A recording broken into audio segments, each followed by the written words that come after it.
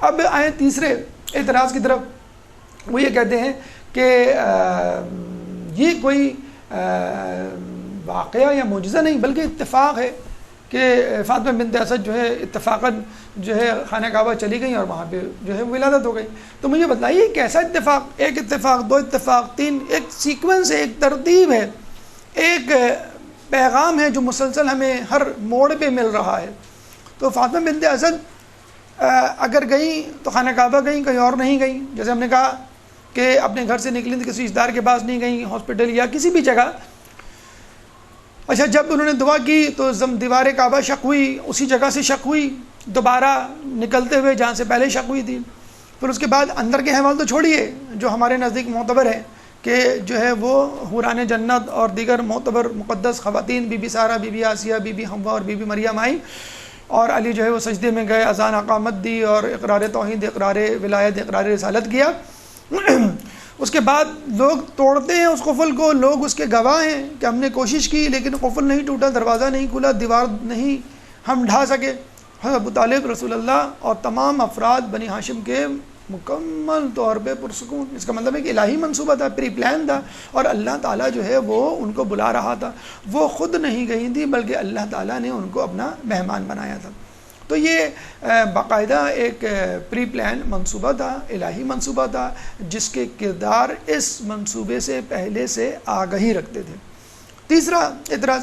اب چوتھا اعتراض وہ یہ کرتے ہیں کہ بھئی بتوں کے درمیان پیدا ہونا کوئی بڑی بات نہیں. خانہ کعبہ تو ابھی بنا ہے نا، جب علی پیدا ہوئے تو بتوں سے بھرا ہوا تھا، تو بتوں کی جگہ تو کوڑے کرکٹ سے بھی بدتر ہے، نعوذ باللہ. تو خانہ کعبہ بتوں کی عامہ جگہ تھی، وہاں پہ پیدا ہونا کون سی ایسی بڑی فضیلت رکھتا ہے؟ تو اس کے لیے عرض یہ ہے کہ دیکھیں، بتوں کے درمیان پیدا ہونا ایک الگ بات ہے، اور بتوں سے نفرت کرنا ایک الگ بات ہے. اگر آپ کسی جگہ موجود ہیں جو ناپسندیدہ جگہ ہے لیکن اس سے راضی نہیں ہے تو پھر آپ ان میں شمار نہیں ہوں گے. اور اسی طرح اگر آپ کسی جگہ موجود ہیں، بہتر جگہ، بہتر شخصیت کے ساتھ، اور اس سے راضی نہیں ہیں تو آپ اس کے اصحاب میں یا اس کے چاہنے والوں میں شامل نہیں ہوں گے. جبھی ہم ابھی تک کہتے ہیں یا لیتنی کنت معکم فافوز فوزا عظیما، کہ کاش ہم کربلا میں ہوتے تو اس کامیابی کے بلند درجے پہ پہنچتے جس پہ اور لوگ پہنچے. تو یہ دعا کرنا آپ کو شمار کر رہا ہے حسین کے چاہنے والے اور حسین کے ساتھ لڑنے والے اور حسین کے ساتھ لڑ کے شہید ہونے والوں میں. تو مولا علی بتوں سے راضی نہیں تھے بلکہ انہوں نے تو اپنی آمد پر بتوں سے سجدہ کروایا، اور جب دوسری مرتبہ فتح مکہ کے موقع پر آئے تو بتوں کو توڑا. تو وہ بتوں کے دشمن کے طور پہ تھے. یہ بالکل ایسا ہی ہے کہ آپ میدان جنگ میں نہ جائیں کیونکہ وہاں میرے دشمن موجود ہیں. ارے اس دشمن کو مارنے کے لیے ہی تو میدان جنگ میں جانا ہے. تو اللہ تعالیٰ گویا علی کو انٹروڈیوس کروا رہا تھا، متعارف کروا رہا تھا، دیکھو یہ وہ بت ہیں جنہیں تمہیں فتح مکہ کے وقت توڑنا ہے. اور آپ خود سوچ لیجئے اگر یہ بت علی وہاں پیدا نہ ہوتے، علی وہاں پہ جا کر بتوں کو توڑتے نہیں، تو یہ بت وہاں پر ابھی تک موجود ہوتے، اور جو لوگ خانہ کعبہ کی عبادت کر رہے ہوتے وہ اپنے اندر بت پرستی لیے ہوئے بتوں کی عبادت کر رہے ہوتے، نہ کہ اللہ کی عبادت کر رہے ہوتے. تو فتح مکہ پر ایمان لانے والے افراد کبھی بھی ظاہری طور پہ بھی جسے کہتے ہیں کہ ایمان نہیں لاتے. تو بتوں میں پیدا ہونا اور بات ہے، اور بتوں سے نفرت کرتے ہوئے پیدا ہونا اور بات ہے. پانچواں اعتراض جو اس معاملے میں کیا جاتا ہے وہ یہ کیا جاتا ہے کہ بھئی اگر یہ فضیلت ہے تو یہ فضیلت خود رسول اللہ کے حصے میں آنی چاہیے تھی. وہ ان سے افضل ہیں تو ان کو خانہ کعبہ میں پیدا ہونا چاہیے تھا. مجھے یہ بتلائیے کہ علی شہید ہوئے کہ رسول؟ علی شہید ہوئے، تو کیا علی شہادت کی وجہ سے رسول سے افضل ہو گئے؟ وہ تمام انبیاء جو شہید نہیں ہوئے، کیا وہ تمام انبیاء تمام شہداء سے کمتر ہوئے؟ جی نہیں. تو جزوی فضیلت، علی نے عمرو بن عبدود کو پچھاڑا، علی نے مرحب کو قتل کیا، رسول اللہ نے تو نہیں کیا. تو کیا علی رسول اللہ سے زیادہ بہادر ہو گئے؟ نعوذ باللہ، بالکل نہیں. تو جزئی فضیلت ایک الگ بات ہے اور کلی فضیلت ایک الگ بات ہے.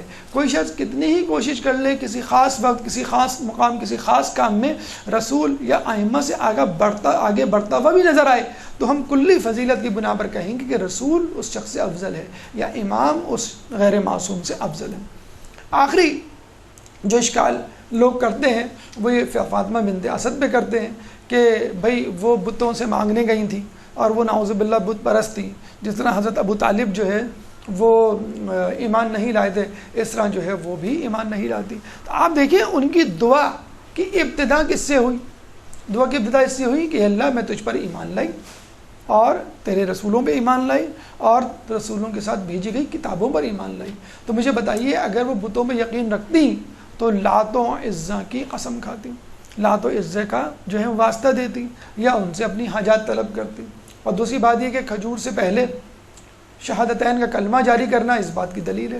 پھر رسول اللہ کا اپنا پیرہن دینا, ان کی نماز جنازہ پڑھانا, ان کی قبر میں لیٹنا, پھر اس کے بعد تلقین پڑھنا, یہ تمام باتیں بتلا رہی ہیں کہ آپ مومنات ہیں. تو مولود کعبہ کے حوالے سے جو اعتراضات ہیں وہ اپنے طور پہ بالکل غلط اعتراضات ہیں. اس کے صحیح جوابات ہم نے آپ کے سامنے پیش کیے. رحمتک یا ارحم الراحمین وصلی اللہ علی محمد وآلہ الطاہرین.